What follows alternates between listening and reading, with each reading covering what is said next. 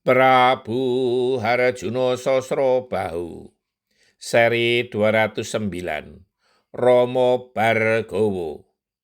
Terjemahan bebas dari syair tembang Dandang Gulo tersebut adalah sebagai berikut.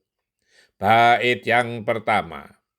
Sebaik-baiknya bagi para prajurit, bila semuanya bisa menauladan, seperti kisah pada zaman dahulu, yaitu tentang seseorang yang menjadi andalan Prabu Harjuno Sosrobahu di negeri Mahespati, yang bergelar Patih Suwondo dengan segala jasa-jasanya, yang dibulatkan dalam 3 hal, yaitu cerdik pandai, kemampuan yang mumpuni, dan kesetiaan yang sebulat hati.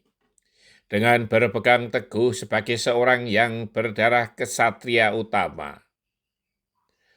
Bait yang kedua.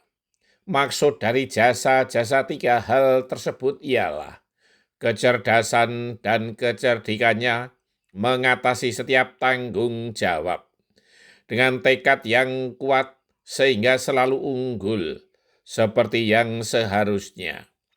Seperti ketika membantu perang di negeri Magadha dan kemudian berhasil memboyong Putri Dumas, yang kemudian dipersembahkan kepada sang raja.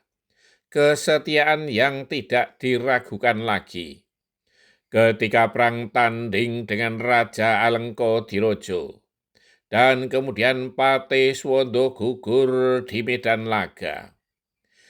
Syair tembang Dandang Gulo tersebut sangat populer di kalangan para pecinta tembang Mojopat. Itu sebagai wujud kekaguman kepada Ki Patih Suwondo. Malam itu, sebagian besar pasukan gabungan bersukaria sampai larut malam. Sebagian lagi duduk-duduk bergerombol membicarakan perang besar yang baru saja berlangsung. Tak habis-habisnya bahan cerita yang mereka perbincangkan. Mereka berebut cerita, seakan ia sendiri yang paling tahu, padahal sama-sama mereka saksikan.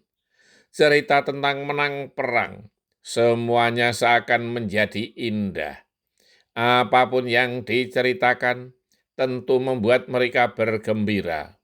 Namun ketika pembicaraan sampai kepada Ki Patih Suwondo, mereka menjadi bersedih. Tetapi mereka juga berbangga karena gugurnya Ki Patih Suwondo, bukan karena kalah sakti dengan Prabu Rahwanorojo yang angkara murka, tetapi karena adiknya dan panah sakti Kiai Dadali miliknya sendiri. Seperti yang mereka dengar adanya suara tanpa rupa di siang hari tadi. Sementara itu, ketika malam telah larut, Dewi Citrawati dan para garwa selir akhirnya tertidur juga. Walau Prabu Harjuno Sosrobahu bersedih karena gugurnya Ki Patih Suwondo, namun tidak ia perlihatkan kepada para istrinya. Di hari berikutnya, pasukan gabungan dari negeri Mahespati itu telah kembali ke kota Raja Mahespati. Dan kabar tentang menang perang itu telah sampai kepada Kaulo Mahespati. Mereka pun menyambut para pahlawannya dengan sangat meriah. Di sepanjang perjalanan, Kaulo Mahespati mengelu-elukan mereka. Semeriah ketika menyambut kedatangan pasukan dari negeri Magadha 2 tahun yang lalu. Namun lagi-lagi, ketika mengetahui bahwa Ki Patih Suwondo telah gugur, mereka menjadi bersedih. Hampir semua kaulo Mahespati memang mengagumi Ki Patih Suwondo. Namun demikian, jasa-jasa Ki Patih Suwondo tak akan mereka lupakan. Seorang kesatria muda yang mumpuni dalam berbagai hal, namun gugur dalam membela negeri. Seiring perjalanan waktu, roda pemerintahan negeri Maespati telah berjalan seperti biasa. Geliat para bakul, para petani, para pamong projo, dan kegiatan lainnya telah berjalan seperti sebelumnya. Namun demikian, Prabu Harjuno Sosrobau sendiri merasa hambar dalam menjalankan roda pemerintahan. Tiadanya Ki Patih Suwondo, tak ada lagi orang yang sepadan mendampingi Prabu Harjuno Sosrobau. Bahkan terpikir oleh Prabu Harjuno Sosrobau bahwa keberadaannya di bumi ini sudah cukup. Lambat laun, negeri Maespati mengalami kemunduran.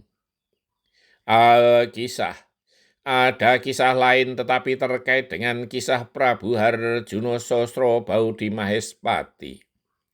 Dikisahkan mundur beberapa dasawarsa sebelumnya. Diceritakan di sini karena tidak mungkin beberapa kisah diceritakan secara bersamaan. Tunggal lakone seje wektu lan papane. Satu lakon namun berbeda waktu dan tempatnya. Di pertapaan Dewasono, hidup seorang resi, Resi Jamadagni, beserta sang istri Dewi Renuko dan kelima anaknya. Bersambung.